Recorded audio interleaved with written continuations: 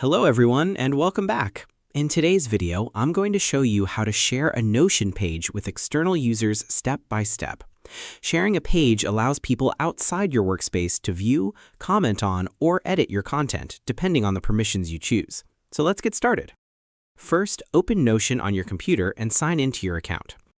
Next, open the page that you want to share.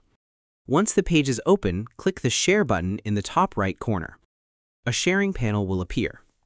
To invite a specific person, click Invite or Add People. Enter the email address of the external user you want to share the page with. Next, choose their permission level. You can allow them to view, comment, edit, or give them full access, depending on your workspace settings. After selecting the permission, click Invite. The external user will receive an email invitation with a link to the page.